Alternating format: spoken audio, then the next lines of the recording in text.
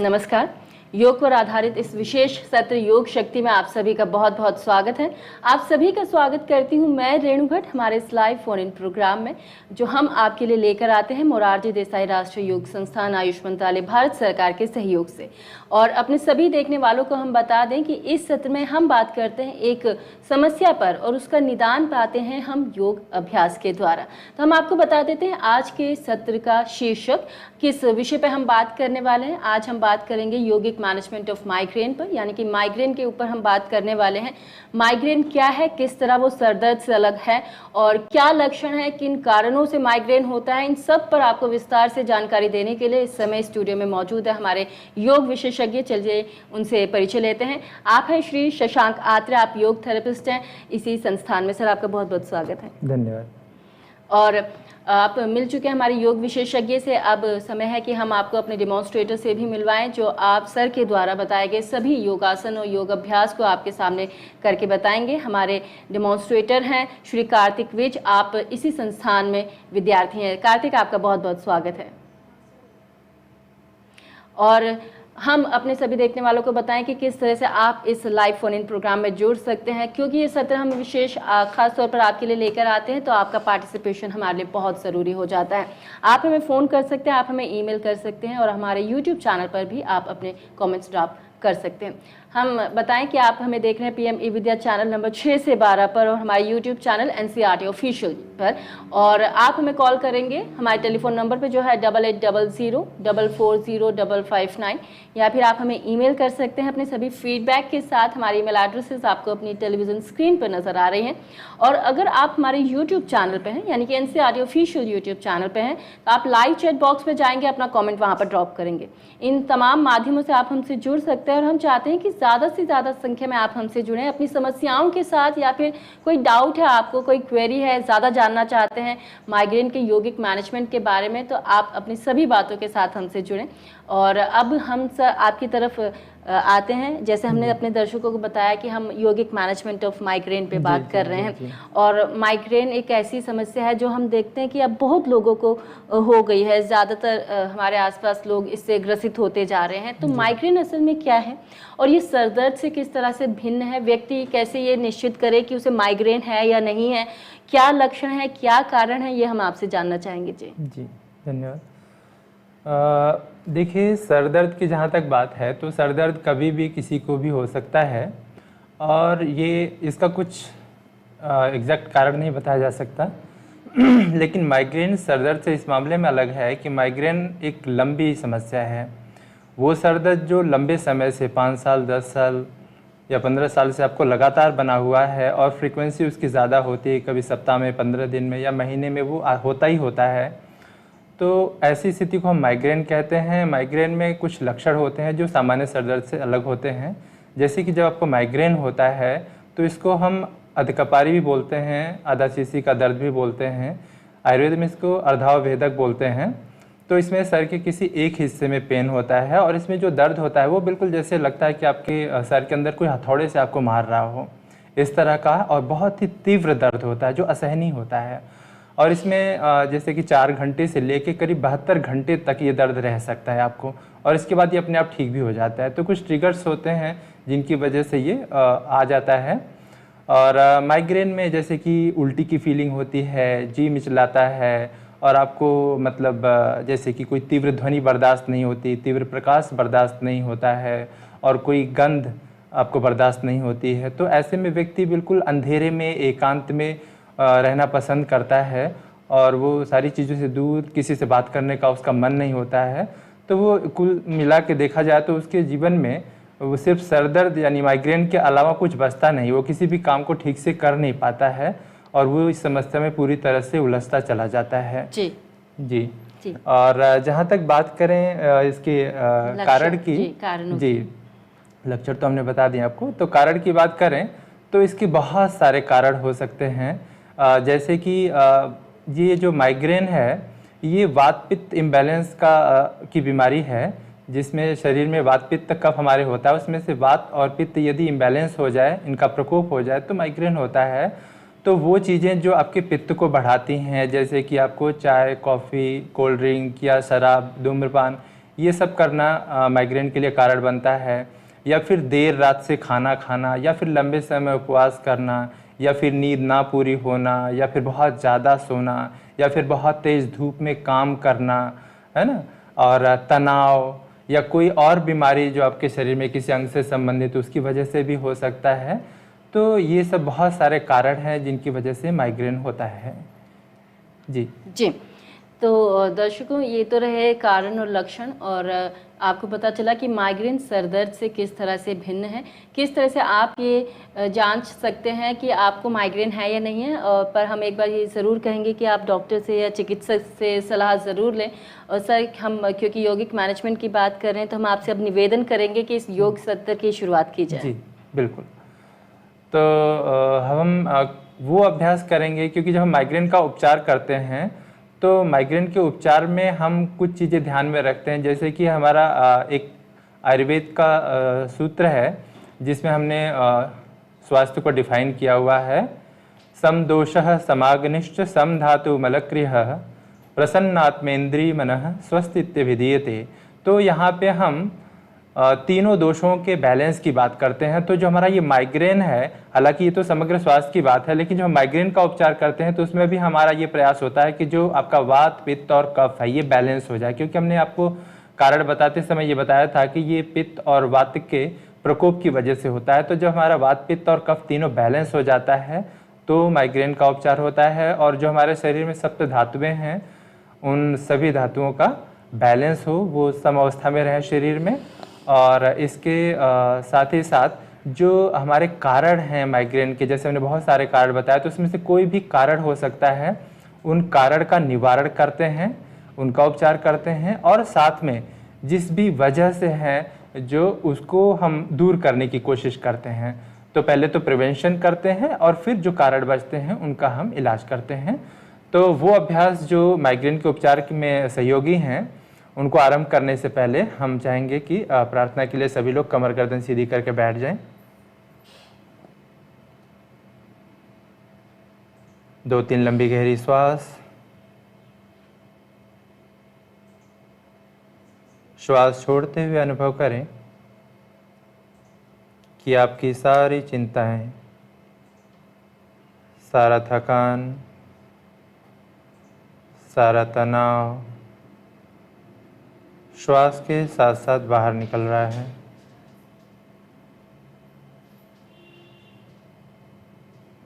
पूरी तरह से तनाव मुक्त हो जाएं। मन को शांत होने दें।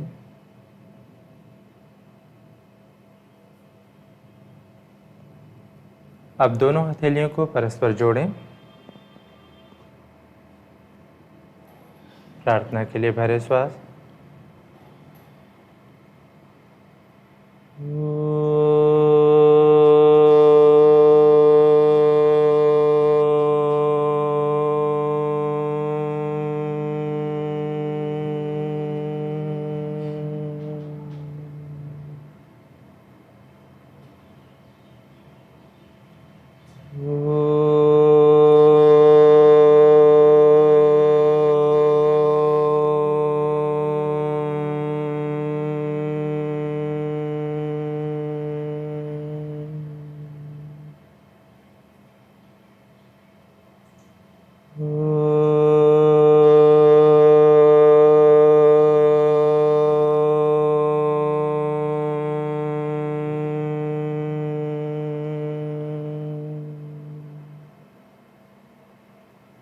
असतो मा सद्गमय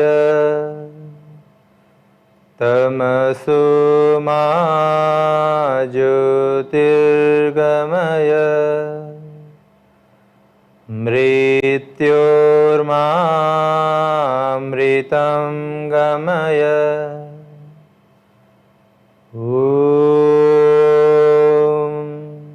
शांति शांति शांति। नमस्कार, आप सभी का इस सत्र में हार्दिक स्वागत और अभिनंदन है।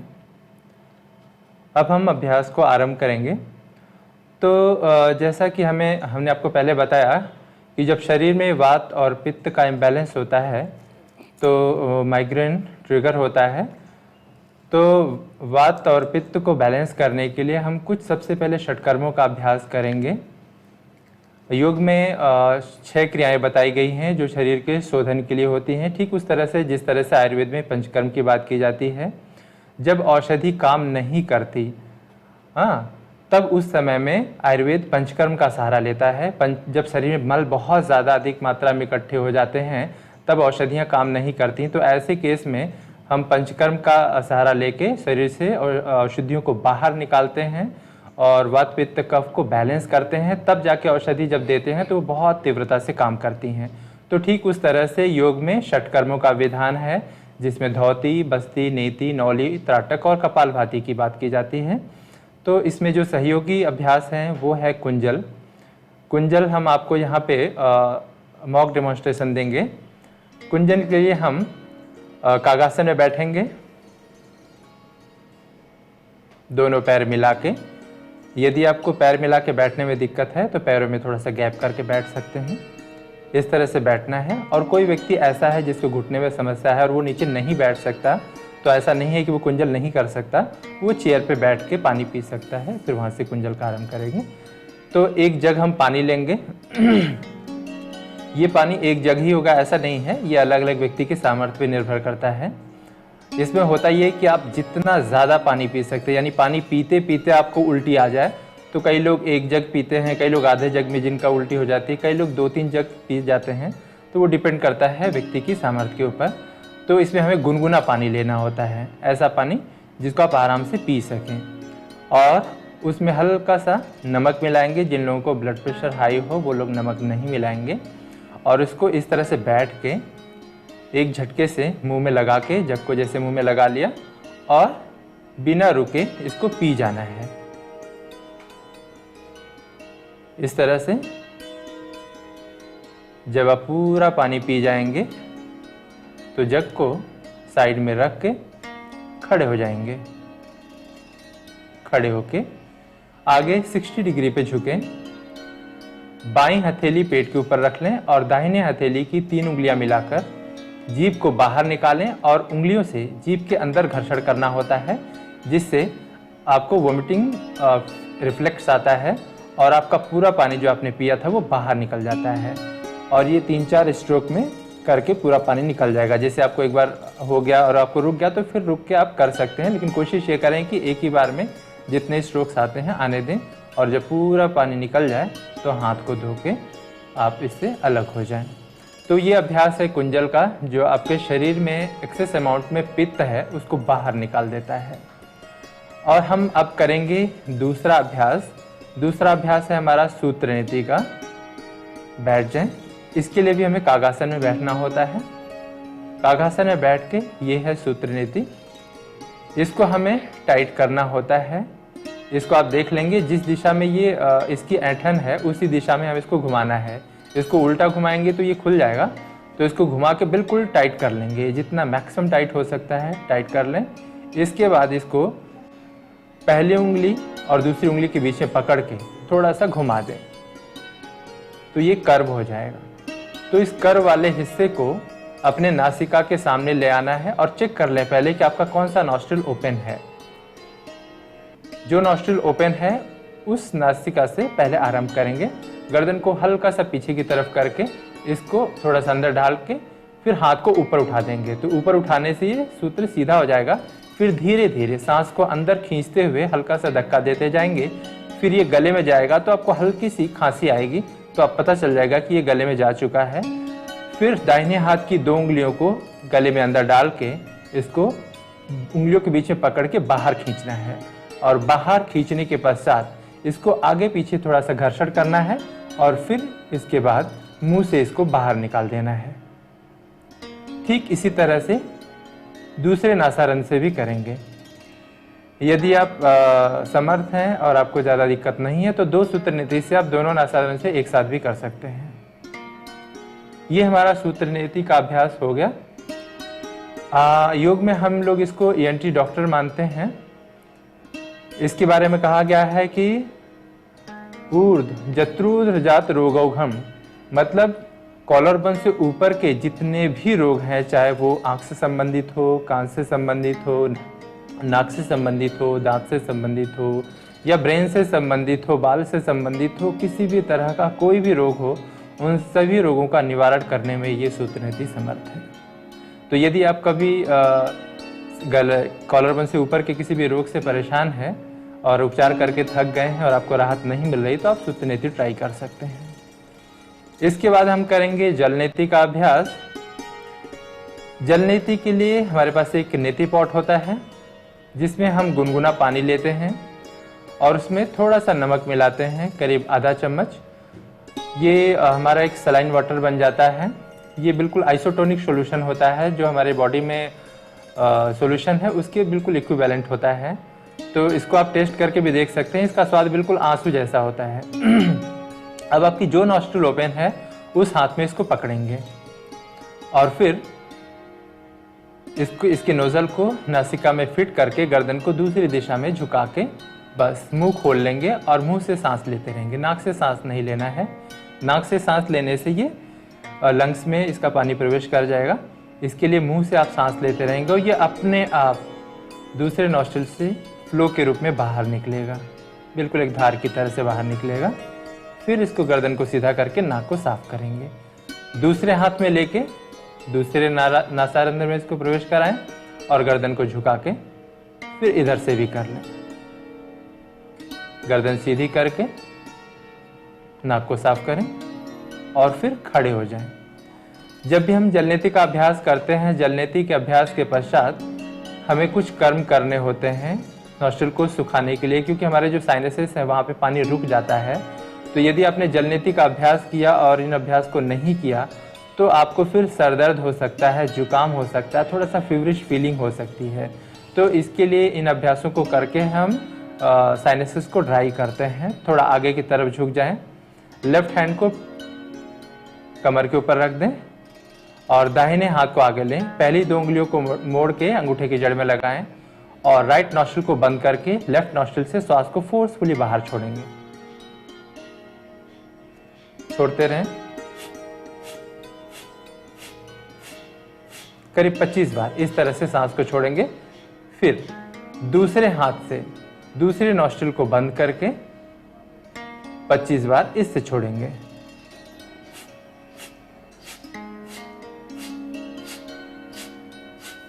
फिर यही अभ्यास हम गर्दन को अंदर की तरफ झुका के करेंगे। हाँ, नासिका को बंद करके राइट नॉस्ट्रिल को बंद करें, राइट नॉस्ट्रिल को बंद करके गर्दन अंदर झुकी हुई 25 बार। फिर यही 25 बार दूसरे नॉस्ट्रिल से गर्दन को अंदर ही रखते हुए।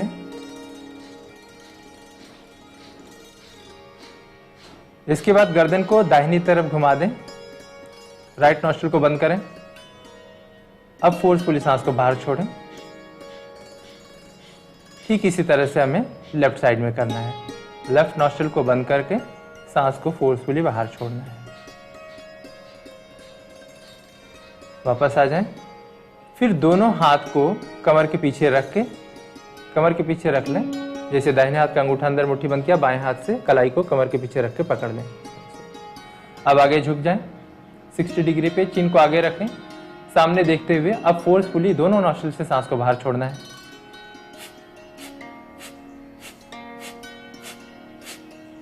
पच्चीस बार करने के पश्चात गर्दन को अंदर झुकाएं, अंदर झुका के फिर 25 बार।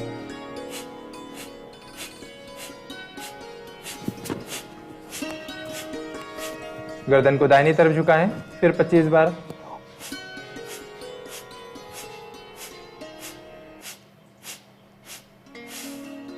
बाईं तरफ झुका के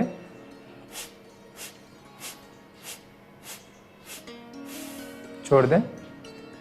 अब बैठ जाएं। बैठ के पद्मासन, सुखासन या सिद्धासन में बैठ के दोनों हाथ ज्ञान मुद्रा में रख के कंधे पीछे घुमा के छाती को उभार के अब हम करेंगे कपालभाति। ये सारा अभ्यास जो हमने खड़े होके एक सिंगल नॉस्ट्रिल से किया, फिर दोनों नॉस्ट्रिल से किया और अब कपालभाति कर रहे हैं, ये सारा सिर्फ इसलिए है कि जो हमारे साइनसेस में पानी इकट्ठा हो गया है जो उसको हमें सुखाना है, ड्राई करना है, क्योंकि वो बाद में आपको कंजेशन पैदा करेगा, वहाँ पे आपको फिर बलगम पैदा होगा, फिर आपको जुकाम हो जाएगा, सर दर्द हो जाएगा, फीवरिश फीलिंग होगी। इसीलिए हम इन सारे अभ्यास को कर रहे हैं। कपालभाति में कंधे को पीछे घुमा के, छाती को थोड़ा उभार के, शरीर को ऊपर की तरफ रख के फोर्सफुली सांस को नॉस्ट्रिल से बाहर छोड़ना होता है। एक बार करें।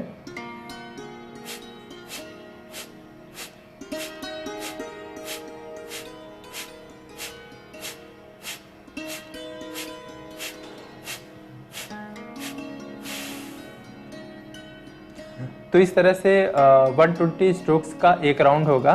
तो इस तरह से हम 3 राउंड करेंगे। तो इतना अभ्यास करके हमारा ये शोधन का अभ्यास पूरा हुआ।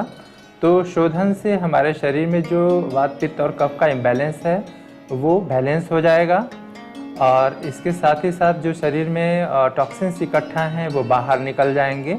और जैसा कि मैंने बताया कि सूत्र नेति और जल नेति तो पर्टिकुलरली कॉलर बोन से ऊपर के जितने भी रोग हैं उन सभी रोगों के निवारण के लिए एक ब्रह्मास्त्र की तरह से है। तो इन षटकर्मों का अभ्यास करके हम माइग्रेन में राहत पा सकते हैं, और अगर आपने इसका निरंतर अभ्यास किया तो माइग्रेन से पूरी तरह से मुक्त भी हो सकते हैं। जी, माइग्रेन से आप पूरी तरह से मुक्त हो सकते हैं अगर हमारे सभी दर्शक इस योगाभ्यास और जो भी षटक्रम आपने बताया उनको अच्छे से फॉलो करें। तो यहाँ पर हम आपसे जानना चाहेंगे कि जो भी दर्शक हैं या जो व्यक्ति है, जो साधक है, जो माइग्रेन से पीड़ित है, वो क्या अपनी दिनचर्या में क्या क्या बदलाव ऐसा लाए जिसके वो उससे फ़ायदा ले सके या उसके लिए फ़ायदेमंद हो सके? जी जी जी, देखिए जब भी हम किसी बीमारी की बात करते हैं तो मैम ने बहुत अच्छा क्वेश्चन किया कि जीवनचर्या में या खान पान में हम क्या बदलाव लाएं। ये बहुत आवश्यक हो जाता है, क्योंकि बिना डेली रूटीन को बदले हम बीमारी से निजात नहीं पा सकते। क्योंकि आजकल जितनी भी बीमारियां हैं उन सबको हम कंबाइंड रूप से कहते हैं साइकोसोमैटिक डिजीज़, और कहते हैं एलएचडी, लाइफस्टाइल डिसऑर्डर। क्योंकि हमारी जो सारी बीमारियां हैं वो कहीं न कहीं मन से उनकी शुरुआत होती है, और कहीं न कहीं उनकी प्रॉब्लम हमारी दिनचर्या में है। क्योंकि हमारे दिनचर्या में कुछ ऐसे बदलाव हो गए हैं आजकल जो बिल्कुल अस्त व्यस्त दिनचर्या है हमारी, जिसकी वजह से सारी बीमारियां हो रही हैं। तो यदि हम अपनी दिनचर्या में कुछ छोटे छोटे बदलाव करें तो न केवल उसी बीमारी से बल्कि और भी दूसरी बीमारियों से हम निजात पा सकते हैं, सिर्फ दिनचर्या में बदलाव करके। तो जहाँ तक हम दिनचर्या की बात करें तो दिनचर्या, जैसा कि हम लोग प्रकृति जीवी हैं तो हम दिनचर प्राणी हैं, तो हमारे जो जीवन का आरंभ होना चाहिए वो सूर्योदय के साथ और सूर्योदय से थोड़ा पहले होना चाहिए। ब्रह्म मुहूर्त में उठ के शौच आदि से निवृत्त होके फिर स्नान आदि करके और इसके बाद कुछ योगाभ्यास करके फिर अपना दिन आरंभ करेंगे हम। तो एक तो सुबह जल्दी उठना और रात को जल्दी सोना, ये माइग्रेन के लिए बहुत ही कारगर उपाय है। क्योंकि जो लोग बहुत देर रात तक जगते हैं, क्योंकि देर रात जगने से क्या होता है कि हमारे शरीर में एसिड बढ़ जाता है, हमारे शरीर का पित्त बिगड़ जाता है, कुपित हो जाता है। तो एक तो हमें देर रात तक नहीं जगना है, रात्रि को हमें जल्दी सोना है और सुबह जल्दी उठना है। एक तो ये बदलाव हमें करना है। और दूसरा, जैसा कि हमने कहा कि आपको शराब और ये आपको सिगरेट, बीड़ी या फिर चाय, कॉफ़ी, कोल्ड ड्रिंक, इन सब का सेवन आपको नहीं करना है। किसी भी तरह से आपको कोई फास्ट फूड या जंक फूड नहीं लेना है। बाहर का तला भुना मिर्च मसालेदार खाना आपको नहीं लेना है। और घर का बना हुआ सात्विक खाना, सुपाच्य हल्का खाना खाएं, जिसमें ज़्यादा मिर्च मसाले नहीं हो, जो ज़्यादा तला भुना नहीं हो। ये छोटे छोटे बदलाव हम कर सकते हैं। और साथ में कुछ कोशिश ये करें कि आपके जीवन में तनाव जितना कम हो सके उसको कम करें, क्योंकि तनाव भी एक बहुत बड़ा कारण है माइग्रेन का। और जो भी फैक्टर्स हैं जिनकी वजह से आपका माइग्रेन ट्रिगर होता है वो प्रत्येक माइग्रेन से पीड़ित व्यक्ति को पता होता है। क्योंकि जब माइग्रेन का अटैक होता है उससे पहले उनको कुछ लक्षण प्रकट होते हैं। उन लक्षणों को देख के व्यक्ति को आभास हो जाता है कि अब मुझे माइग्रेन का अटैक होने वाला है। तो जब आपको लंबे समय पीड़ित होने की वजह से इतना अनुभव माइग्रेन के बारे में हो जाता है तो आपके ट्रिगरिंग पॉइंट्स भी आपको पता होते हैं। तो कोशिश ये करें कि वो जो भी पॉइंट्स हैं ट्रिगरिंग, उनसे आप थोड़ा सा बचें। जी, तो ये सब बदलाव आप अपने अंदर लाएंगे तो देखिए कि किस तरह से आपको माइग्रेन में आपको हेल्प मिलेगी। सर हम दोबारा आपके पास आएंगे और आपसे निवेदन करेंगे कि जो योगाभ्यास आप हमें बता रहे थे वो आप जारी रखें सर। तो अब हम कुछ आसनों का अभ्यास करेंगे। आसनों के अभ्यास में सबसे पहला अभ्यास हम करेंगे ताड़ासन का। खड़े हो जाएं, दोनों पैरों को मिला लें, श्वास भरते हुए हाथ को आगे से ऊपर उठाएं, हाथ की उंगलियों को आपस में फंसा लें, हथेली पलट के ऊपर लेके जाएं। अब यहाँ पे आपको कमर को सीधा करना है।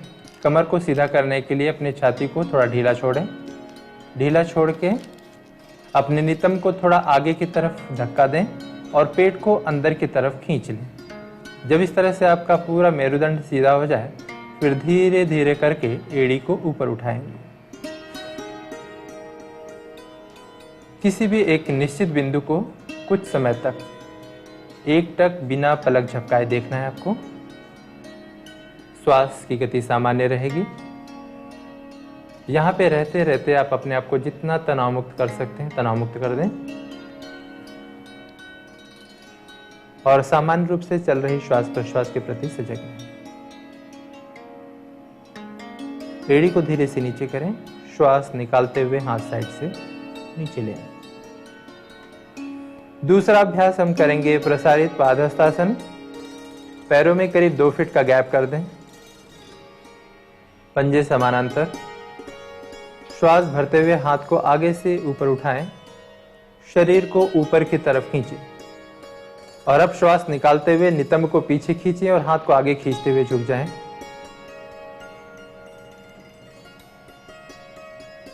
हथेली दोनों पंजों के बीच में।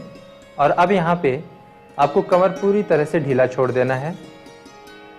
गर्दन ढीली छोड़ दें, घुटना सीधा रखें और पूरे शरीर का भार पंजे के ऊपर रखें।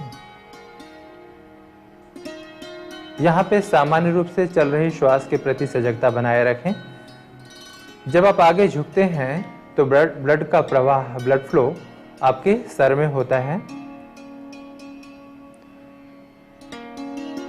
और ग्रेविटी की वजह से आपका शरीर स्वतः आगे झुकता है। यहाँ आपको आगे झुकाने के लिए किसी भी तरह के प्रयास की आवश्यकता नहीं है, बस आवश्यकता है कि आप अपने आप को पूरी तरह से ढीला छोड़ दें।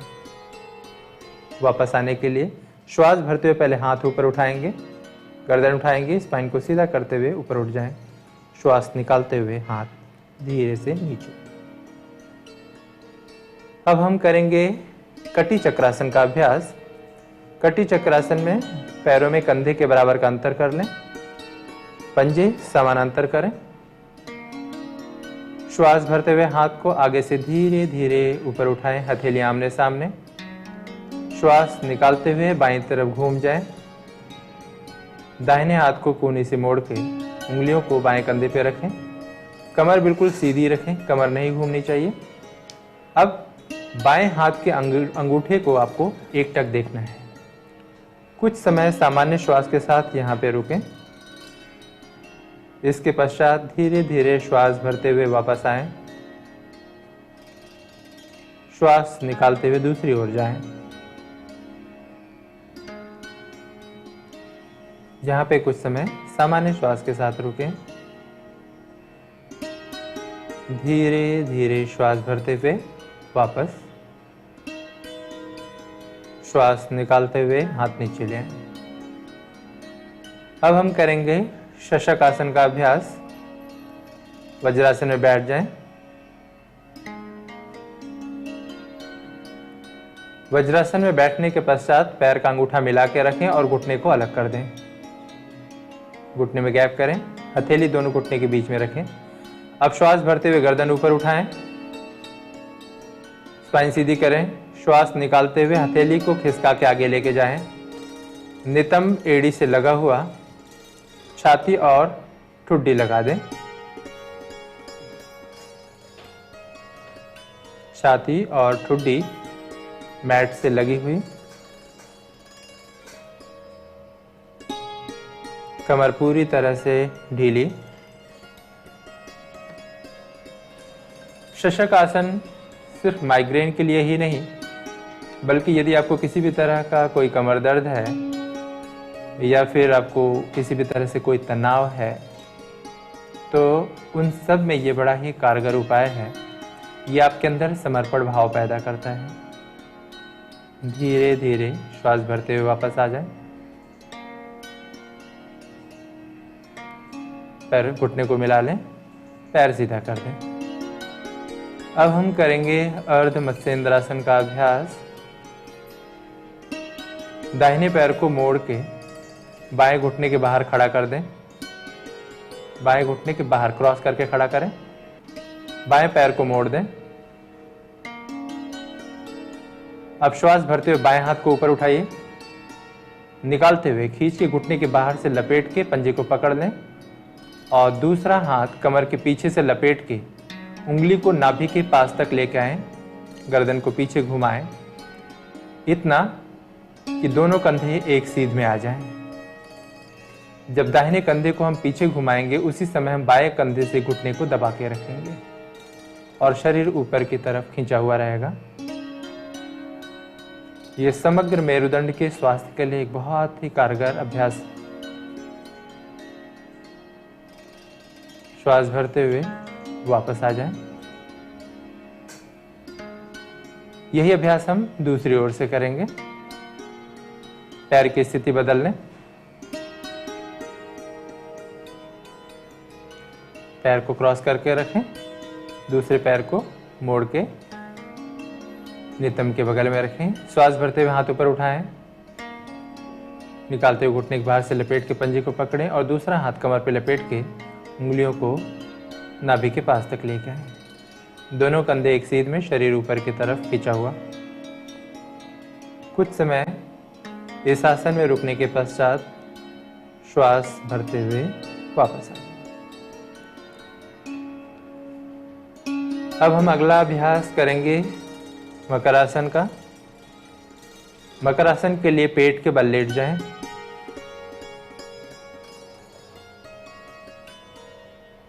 पैरों में गैप करें 1 से 1.5 फीट का। एड़ी अंदर, पंजे बाहर की तरफ। हथेली सर से आगे। उंगलियां दोनों मिली हुई, दोनों हाथ की उंगलियां मिली हुई। माथा बीच में रख सकते हैं या गर्दन को एक दिशा में घुमा के रख लें, जैसा आपको कंफर्टेबल लगे उस तरह से रख लें और पूरी शरीर को तनाव मुक्त कर दें।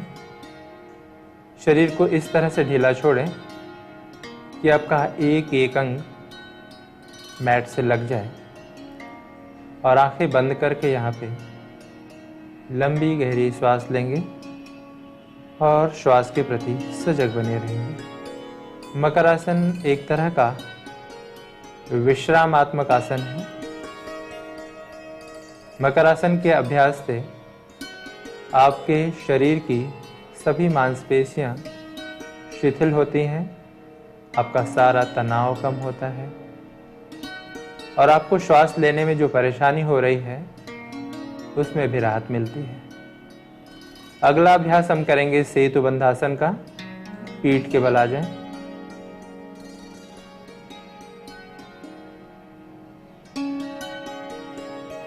दोनों पैरों को मोड़ें।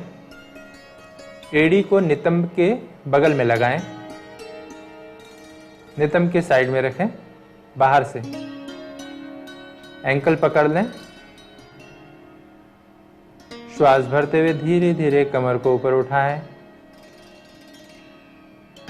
यहां पे आपको शरीर इतना ऊपर उठाना है कि घुटने में 90 डिग्री का एंगल हो जाए और छाती ठुड्डी से लग जाए। यहां पे सामान्य श्वास के साथ कुछ पल रुकना है।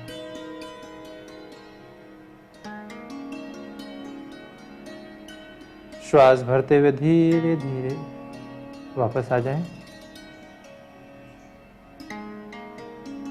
पैरों को सीधा कर दें। अब हम अगला अभ्यास करेंगे पवन मुक्तासन का। दोनों पैरों को मिला लें। श्वास भरते हुए दोनों पैरों को धीरे धीरे 90 अंश के कोण पर ऊपर उठाएं। श्वास निकालते हुए घुटने को मोड़ें। हाथ की उंगली को फंसा के घुटने के ऊपर से पकड़ लें और घुटने को छाती के ऊपर धीरे से लगाएं। कमर को पूरी तरह से ढीला छोड़ें। जब आप घुटने को छाती पे दबाएंगे तो कमर में एक खिंचाव होगा, उस खिंचाव को अनुभव करते रहें। जिन लोगों को कोई हृदय संबंधी विकार है या जिनको हाइपर एसिडिटी है या जिनको अल्सर है, वो लोग इस अभ्यास को नहीं करेंगे। बाकी जिनको सर्वाइकल है वो लोग गर्दन ऊपर नहीं उठाएंगे। श्वास निकालते हुए गर्दन को ऊपर उठाइए, ठुड्डी घुटने से ऊपर। यहाँ पे कुछ पल सामान्य श्वास के साथ रुकें। गर्दन को धीरे से नीचे करें, हाथ को खोल के नीचे कर दें। श्वास भरते हुए पैर को 90 डिग्री पे ऊपर उठाएं। श्वास निकालते हुए धीरे धीरे नीचे लेके आए। अब हम करेंगे सर्वांगासन का अभ्यास। धीरे धीरे श्वास भरते हुए दोनों पैरों को फिर से 90 डिग्री पे ले आएं। श्वास निकालते हुए पीछे की तरफ ले जाके कमर को ऊपर उठाएं। हाथ से सहारा देके पैर को सीधा कर दें। कमर सीधी, पैर का अंगूठा आंख की सीध में, पूरा शरीर ऊपर की तरफ खींचा हुआ। जिन लोगों को सर्वाइकल स्पॉन्डिलोसिस है वो इसका अभ्यास नहीं करेंगे, और जिनको कार्डियक प्रॉब्लम है वो भी नहीं करेंगे। जिनका ब्लड प्रेशर हाई है वो भी नहीं करेंगे। अब श्वास भरते हुए धीरे धीरे पैरों को वापस सर की तरफ झुकाएं।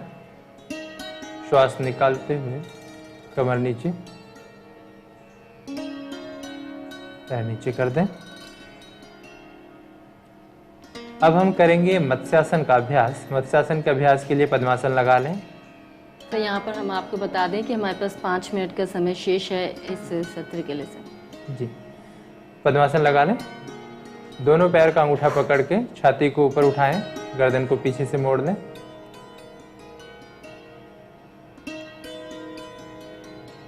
कोहनी जमीन से लगी हुई,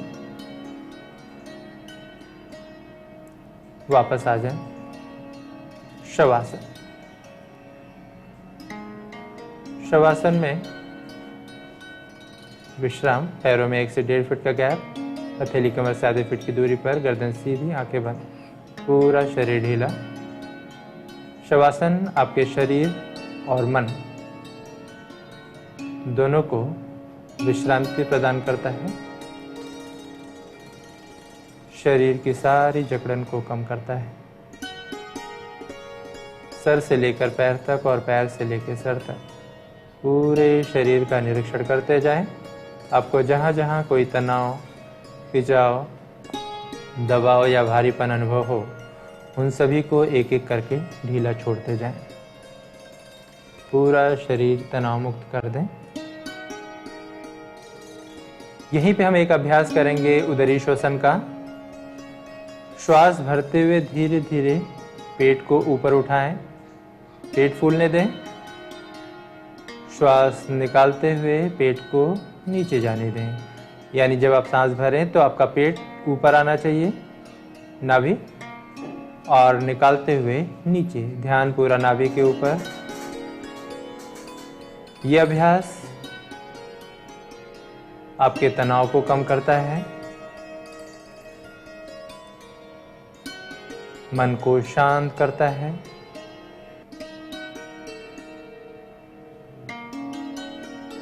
आपके श्वसन संबंधी विकार को ठीक करने में मदद करता है। अब हम उठ के बैठ जाएं।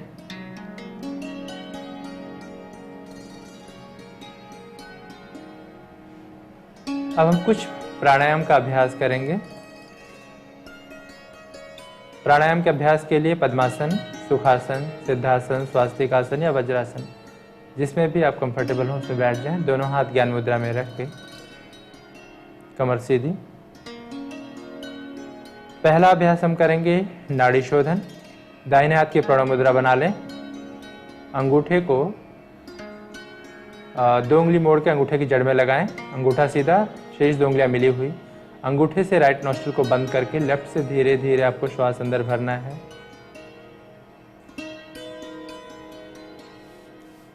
फिर राइट से श्वास को धीरे धीरे बाहर छोड़ना है। आरंभ में रेशियो हम 1:1 का रखेंगे। जितनी देर में भरेंगे उतनी ही देर में बाहर छोड़ेंगे।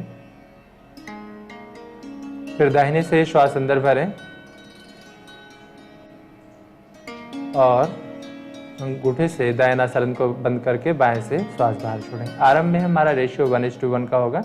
इसके बाद हम 1:2 का अभ्यास करेंगे। एक राउंड और करें।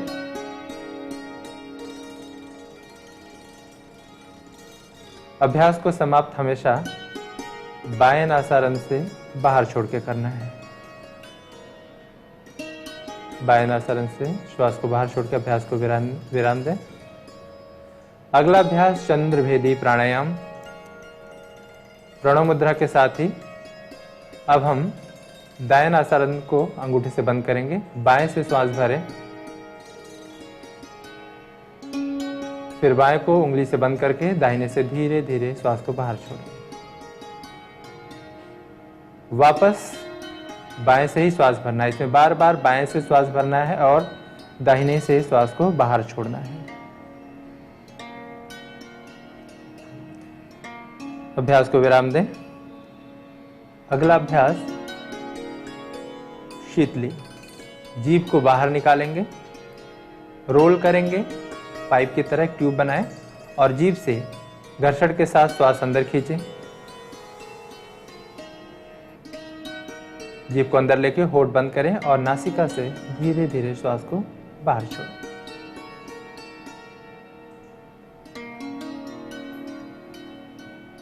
आखिरी अभ्यास हम करेंगे भ्रामरी का।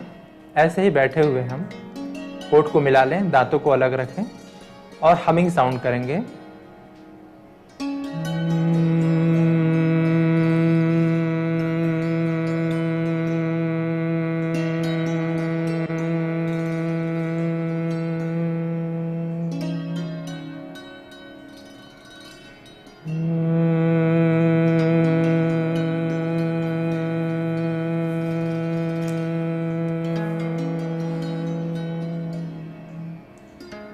इस तरह से हमारे सारे योगाभ्यास जो माइग्रेन के उपचार के लिए सहयोगी हैं वो पूरे हुए। अब हम इस सत्र को शांति पाठ के साथ समाप्त करेंगे। दोनों हथेलियों को जोड़ लें, आंखों को बंद करें, भरिए श्वास।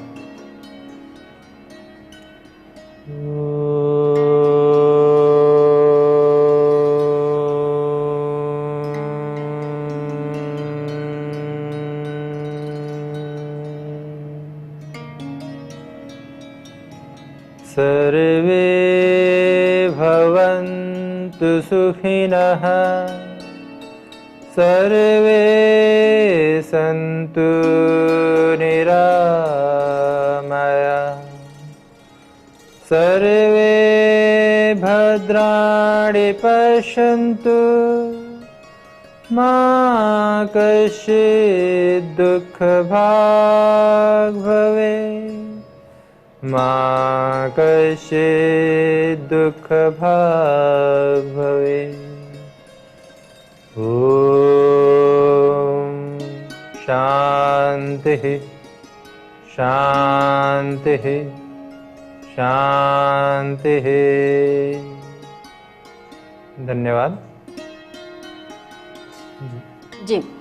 तो ये तो रही योगाभ्यास जो कि माइग्रेन से पीड़ित व्यक्ति और साधक कर सकता है। अभी समय बिल्कुल इजाज़त नहीं दे रहा है कि हम इस सत्र को आगे बढ़ाएं, लेकिन हम अपने योग विशेषज्ञ शशांक सर आपको बहुत बहुत धन्यवाद करते हैं कि आप हमारे स्टूडियो आए और आपने हमारे सभी दर्शकों को माइग्रेन पर योगिक मैनेजमेंट की जानकारी दी। और साथ ही हम अपने डिमॉन्स्ट्रेटर कार्तिक आपको भी बहुत बहुत धन्यवाद करते हैं इस बेहतरीन प्रस्तुति के लिए। और अब हम आपसे विदा लेंगे, लेकिन जाने से पहले हम अपने सभी देखने वालों को बता दें कि अगर आप किन्हीं वजह से ये सत्र पूरा नहीं देख पाए या आप इसे दोबारा देखना चाहते हैं तो रात्रि 8 बजे PM ई विद्या चैनल नंबर 6 से 12 पर आप देख सकते हैं और हमारे YouTube चैनल NCERT ऑफिशियल पर आप कभी भी एक्सप्लोर कर सकते हैं। कल फिर आपसे मुलाकात होगी एक और नई समस्या के साथ जिसका निदान हम पाएंगे योग और योगाभ्यास द्वारा। आप बने रहिए PM ई विद्या चैनल और NCERT ऑफिशियल YouTube चैनल पर। मुझे रेणु भट्ट को दीजिए इजाज़त। नमस्कार।